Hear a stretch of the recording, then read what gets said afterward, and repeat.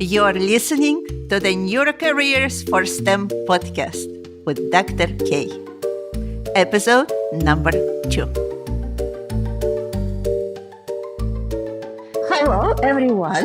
Today we have a wonderful guest from Italy, University of Palermo. This is Rossella Spataro. Rossella is a neurologist and she also does clinical research, fascinating research. She will tell you more about it in a minute. Welcome, Rossella Spataro. Hello. Hello, Rossella. Nice to meet you. Hi, thank you for inviting me. I'm honored to be interviewed by a BCI expert like you, and welcome to everybody who will have time to listen to this podcast with us. I'm a neurologist and currently, I'm also running a Marie Curie International Fellowship at the GTEC Medical Engineering in Austria. Is an enterprise leader in brain-computer interface technology. Thank you, Rossella. So happy you are with us today. Can you tell us a little bit more about your background? What brought you to do research? Why did you become interested in research? Yes, I think that the critical choice has been to do the medical school. Many years ago, I decided to pass the selection for the medical school because in general, I was interested in sciences and I felt inclined to care, to heal, to take joy from relieving people from a concern. At that young age, my experience of caring was pretty limited to cheering a classmate or a little more. Still, I guess that medicine could be the right choice to cultivate a scientific interest and general attitude to care. Once I started studying medicine and the different disciplines like biology, chemical, and so on, whenever the nervous system came through, I was fascinated by it much more than these systems or organs. I started being enchanted, realizing that complex of cells, neurons, interlocking structures was at the base of what any person is, its worries, its passions, memories, ideas, the inspiration that sometimes catch us is the product of that web of neurons. And I definitely decided to study the nervous system and become a neurologist, and then also to take a PhD in neuroscience. This was my path up to research in neuroscience. Of course, my work is a balance between care, persons, and doing research. Those two activities are completely interconnected. And is the most interesting aspect of my work. Thank you for this introduction, Rossella. I know that for some people, there is quite a difficult choice when they need to choose specialization. From what you told, as soon as you started learning about the brain, you already knew that you will be choosing this path. It was really easy, and also because I dislike boredom, and neurology is never repetitive. Any person is different. Any person is a thrilling case beyond the common characteristics of a disease. Each person can be studied and must be studied as a new case. And also neuroscience is ever-changing job because there are continuously new achievements.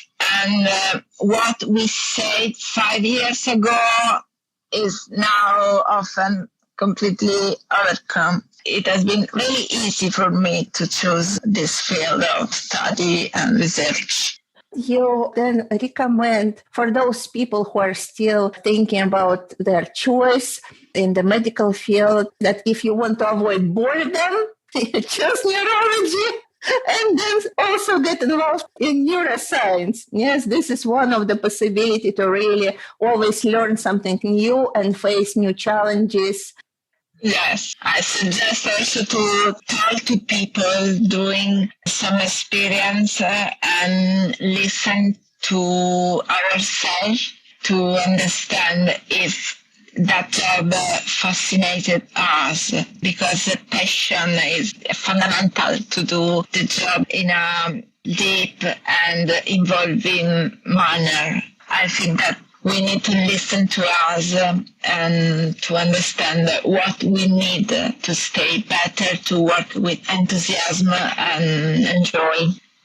Yes, that's so good that you are talking about that, because there are different views at the things. And some people are saying you just start doing something and then you discover a passion in the things you are doing. However, some people are saying really listen to yourself and from the very beginning get in tune with those things and really pursue those things. And then all your work is filled with that passion, with joy, and it supports you all the way along, even through the difficult time. Especially because research is hard. You need to have perseverance to repeat experience, and you need a good motivation to insist and to keep doing experiments for years toward your objectives. Passion is a good motivation to go ahead. I absolutely agree. Yes, I can feel it in your every word, your passion towards this research. That's so inspiring. As we started talking about research, maybe you can share the absolutely amazing research you are doing. My main research topic in the last years has been brain-computer interface. I started approaching to BCIs for clinical needs because for several years I have been working with amyotrophic lateral sclerosis patients.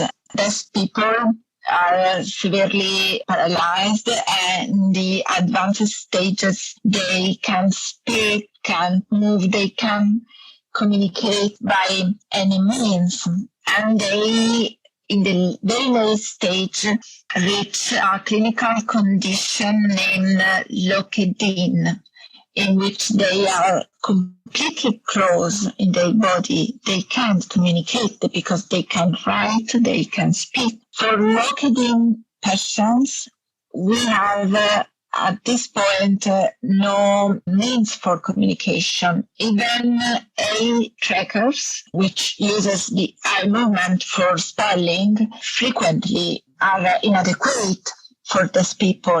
In these cases, only BCIs may give back these patients the possibility to communicate or to control a computer device. For this reason, our first experiment was control of a little humanoid robot with a visual P300 BCI platform. We recruited 4 Lokedin patients at their own home. With this visual BCI, all them successfully controlled this little robot in grasping a glass of water. It was very, very, very exciting. Second application was for people suffering from disorders of consciousness, as minimal conscious state and a syndrome previously called vegetative state. We now say a responsive wakefulness syndrome because vegetative state is negative term, but normally people heard about vegetative state. These people after a severe brain damage are often considered unconscious because they can speak, they can move, but still A considerable part of them can see, can listen, and preserve a minimal consciousness, but they can't express because of the motor impairment. For these persons, BCI can change completely the scenario because with the brain-computer interface, we can detect the cortical activity without any movement. And we can prove that these persons can execute verbal command. They can do a mental task. And consequently, they are conscious, even in a minimal conscious state. This is a revolution for the persons, the physicians, and the families of people suffering from disorders of consciousness. After this project, many other projects started with applications of BCIs to neurorehabilitation, diagnostics, and management of neurological disorders. Thank you so much for this introduction into your absolutely fascinating breakthrough research. Let's get our listeners a little bit more background in general what brain-computer interface is. Can you just define it in very simple terms? Yes, brain-computer interface is an approach allowing to connect the cortical activity to a computer system without any movement. It's a direct connection between the brain, the electrical activity of the cortex of the brain, and a computer device, and allow to control through a software any device connected to a computer. Perfect. Can you provide just a very simple example of brain-computer interface? What can it do? We can imagine hundreds of applications of BCI. For example, the first clinical application has been spelling. So people unable to speak were able to control a video keyboard using their thought. Basically, in a brain-computer interface session, the software of the computer, the BCI software, learn the shape of the evoked potentials, which are the electroencephalography waves, according to some simulation. If we ask the patient to distinguish between, for example, a target image amidst other non-target images, the computer is able to analyze the electroencephalography waves elicited by the target stimulus, for example, an image, and distinguish from the non-target. In that way, the computer is able to learn how the patient reacts to a stimulus, and this is the basic principle thanks to the use of that potential for infer the intention of the patient. From this basic principle, we can use a BCI not just for spelling, but also for move a robot, like in the experiment I described before, or, for example, to control a drone, because we can allow another device to work. We can control our own environment with domotics or many other applications. We can use the brainwaves, the cortical activity to move a cursor in the computer and to control any other device that can be connected to a computer. That is truly amazing. So basically, we can use our brain. We don't need to move at all. We don't need to walk. We don't need to wave our hands. We can just think about something, produce some brain activity, and then control different devices, control different computer applications. That's really amazing. You also mentioned clinical applications. You talked about people with amyotrophic lateral sclerosis, ALS. You said that that is the area of your specialization. Can I ask you, why did you choose to specialize in that area and to work with those particular patients? I felt an aptitude to care, to relieve suffering. Those people are really, really extraordinary, and they face a lot of suffering because they are usually aware of their condition. They are aware they're losing their movement, but sometimes they are an incredible, ironic, strange, and they are able to show how wonderful can be the life even facing a disease. For those reasons, I decided to care, to keep helping them with any means. Research and BCI are a possibility to improve the quality of life of these people and to allow them to be autonomous as much as possible in the most difficult part of their life. That's why I started caring ALS, and I never ended. For our listeners, can you maybe describe a typical case of ALS so that people can appreciate all the difficult moments of this disease? Yes, ALS is a neurodegenerative disorder. That means that it's progressive. Usually starts about 60, 65 years, even if there are also young, even in onset, like 20, 30 years, but they are pretty rare. The natural history of the disease describes a progressive loss of movements. It can start from the arm, from the leg, with an increasing impairment of walking, of movement, and also in 30% of the cases, the onset is bulbar. That means that the first disturb is dysarthria, difficulty in speaking, and dysphagia, difficulty in swallowing.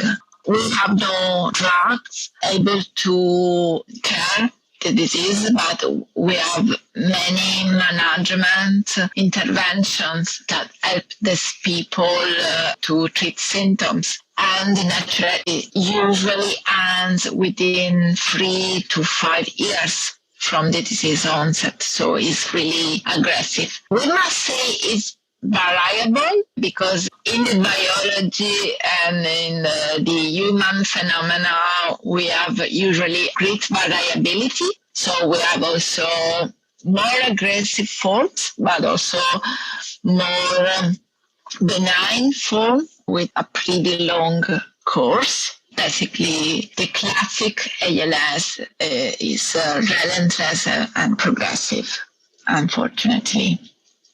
At certain stage of ALS, the people cannot move, they cannot speak. For the same reason, there is this impaired communication. Can you tell us a little bit what are the available forms for them to communicate, maybe at the very beginning, and when is that stage when BCI already come in because it becomes impossible for them to communicate with other means anymore?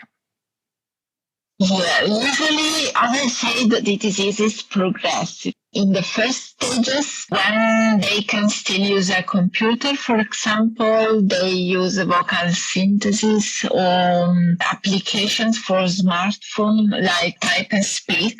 So they try to type on the keyboard and a voice read what they just wrote.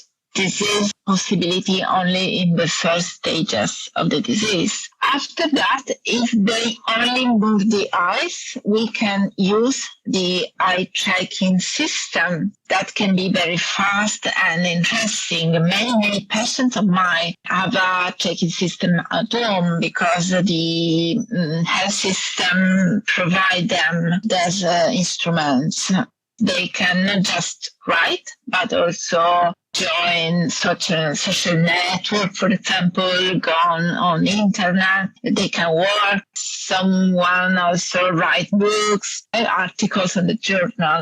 I have a patient journalist. I like a lot to read her articles on the magazines. But in the late stages of the disease, even eye movements can be compromised and the patients lose the possibility to control eye trackers. In these cases, we have only BCI as a possible solution for recovery communication. The first BCI I will use with the patient is visual-based BCI because it's easy, doesn't require a long training, and may allow complex spelling with normal keyboards with all the characters and dots and so on.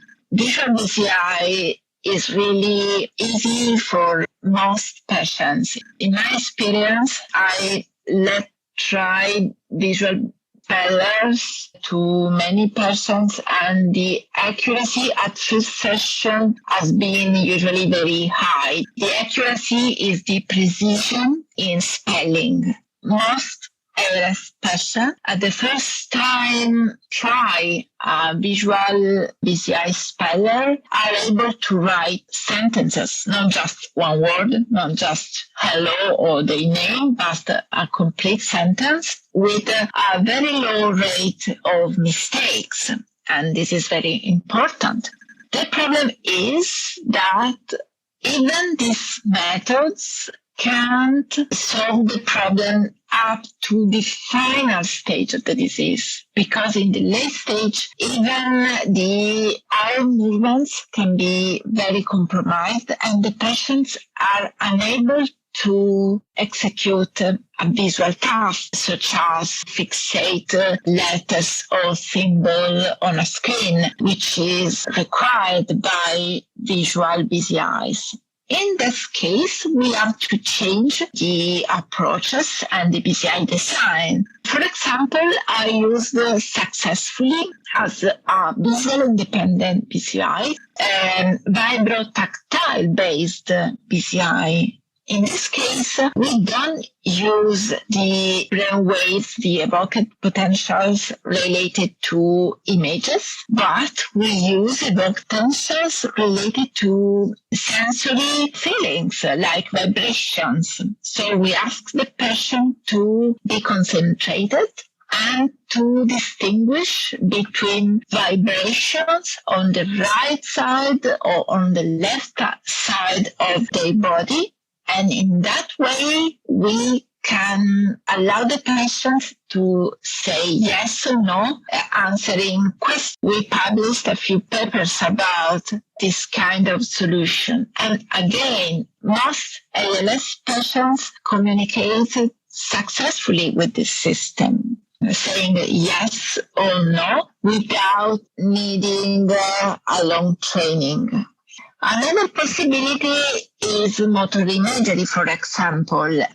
I collected too with my patients this kind of data, so we can use the brain waves related to imagination of movements. So we ask the patient to imagine to move, for example, the right hand if he wants to say no, or imagine to move the left hand if he wants to say yes. And thanks to our brain-computer interface software, we can learn how the patient is saying, if he wants to say yes, or if he wants to say no. And many other approaches been studied and tried for communication with these persons. Thank you so much, Rossella. You mentioned at the beginning of your talk improving quality of life for this patient. I read some papers that were talking about actually high suicide rate for ALS in already later stages. And one of the reasons was mentioned this inability to communicate, which was really impacting the way people perceived life, perceived themselves. There was this assumption made that if we can provide people with this continuous ability to communicate with their family, to communicate with the external world, people still can have high quality of life until the very end of their disease progression. Can you comment on that? Yes, impairment of communication is one of the aspects most affecting quality of life, because we have to note that ALS patients in most cases preserve an intact cognitive functioning. So their mind is intact. They preserve the memories, emotions, desires, and they should have the possibility to express their ideas and to contribute to their family, to the society, to express their needs and their opinion. If we don't provide solutions for communication, they are condemned to be closed, and reasonably their quality of life decreases. The choice of desire to death and desire suicide is a very complex topic. Any person must be free to do this choice according to personal value, religion, and individual idea of what life deserves to be pursued. But our duty is to do our best to make acceptable the disease, to give them the choice to decide what is better for them. Yes, communication is a challenge, and it's important to keep searching more and more new strategies for allowing these people to express their view, whatever is their personal view and their desire. Thank you so much for this information, Rossella. You already mentioned that we need to search for other strategies to help them express themselves. What are current obstacles that are standing on the way of providing people with these strategies? Are there any obstacles in the development of BCIs, any obstacles of clinical implementation? How do you see this at the moment? What prevents BCIs from implementation?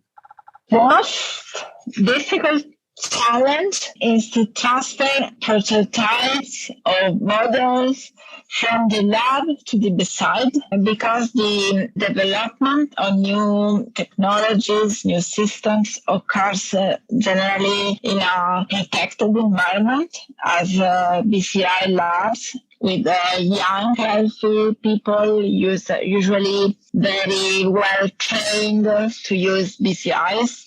Conversely, the people needing BCIs often can sit, must lay on the bed, and they are in the hospital's room, which can be very noisy with a machine and for ventilation, artificial nutrition, and so on. In the clinical setting, also we face spatial limitations.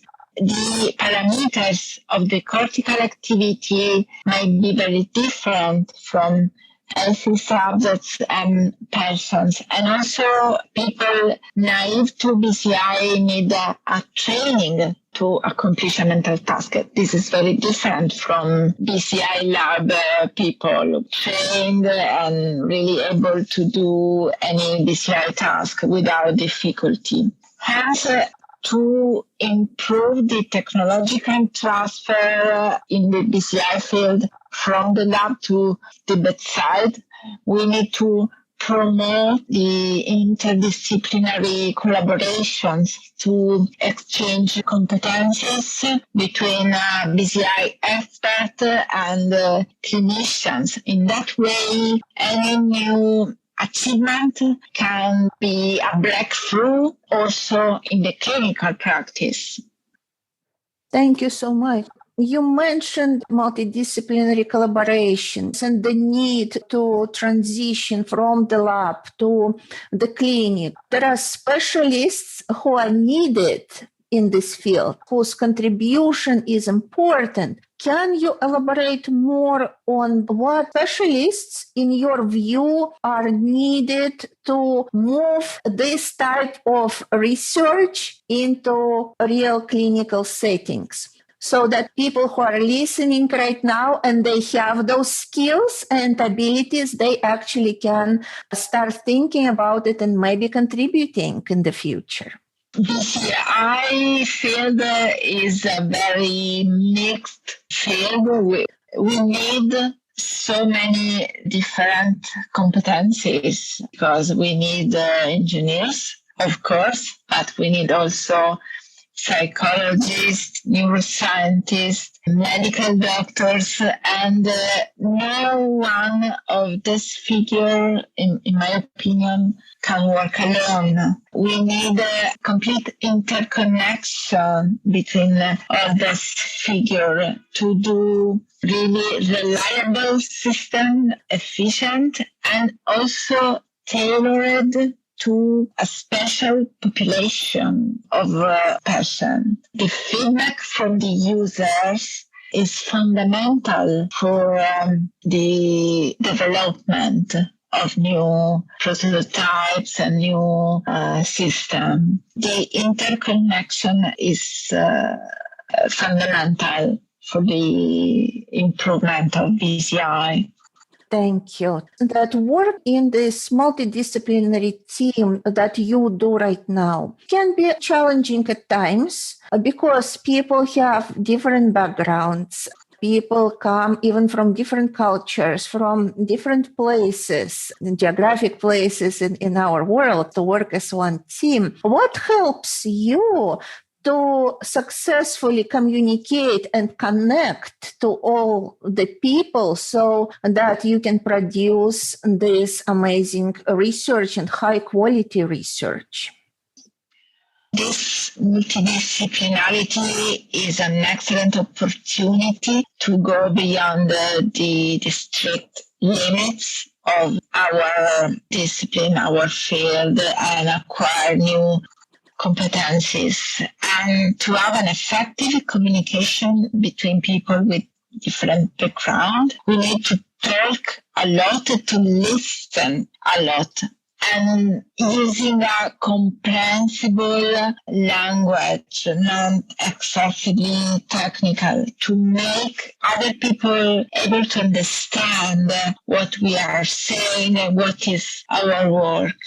More important, we need to be modest, to ask a lot of questions to our collaborators from different fields, asking to explain anything that is unclear with the desire to acquire new competencies. So talking and communicate as much as possible will help us to go beyond our discipline and to be expert in this complex science, which is BCI.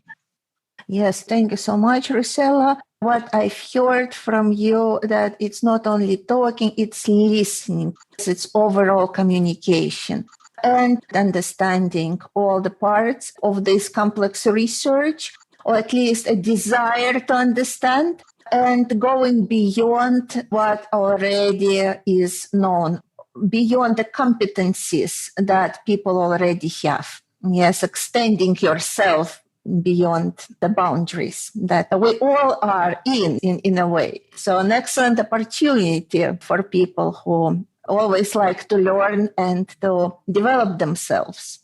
Talking about that, I imagine that you have your clinical work, which is intense. Then you have research, and research that requires you constantly learning, constantly pushing your own boundaries, which again requires learning many new things.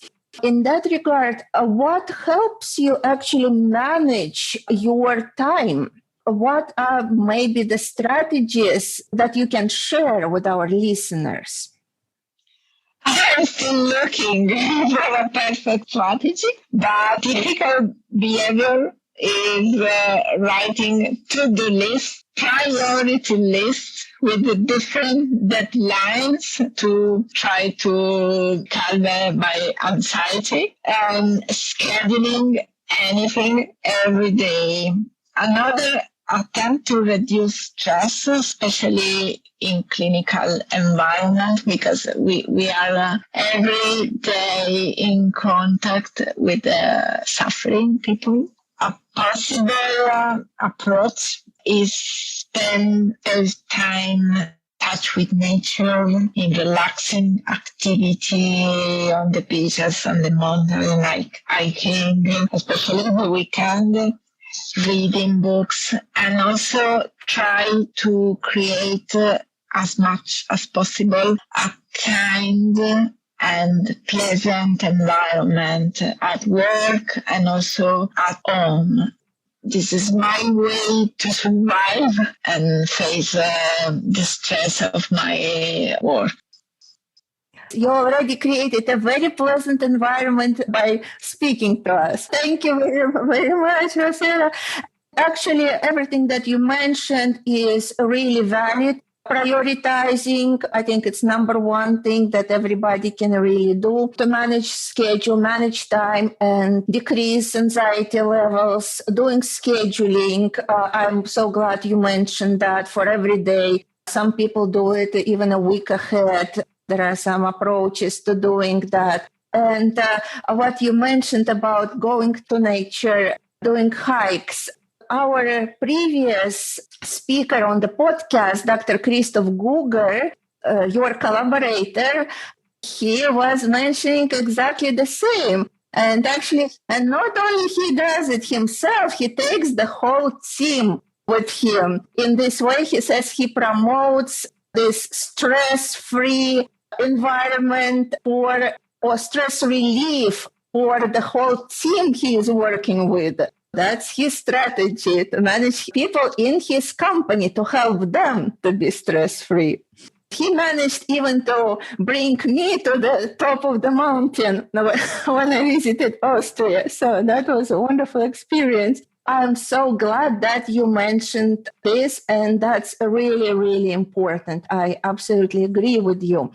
Now, as we are going towards the end of our talk, can you tell how do you see the future of this field of clinical BCIs for patients with amyotrophic lateral sclerosis?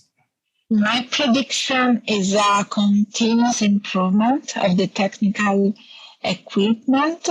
I imagine they will be more and more cheap, more and more available for people everywhere in the world. I predict that BCIs may allow many persons with severe paralysis to communicate and to be autonomous. For example, controlling a humanoid robot like an avatar, to do what they can't do anymore, to be present, for example, to a wedding with a camera controlled by the patient in his room, to participate to social events, and many other applications able to change the history of those kind of diseases. Thank you. That's beautiful. That's a beautiful future, and I really hope that it will come sooner than later. And I'm sure that your research is contributing towards this future. Maybe you can mention just in a couple of words about your plans for your future research in this field.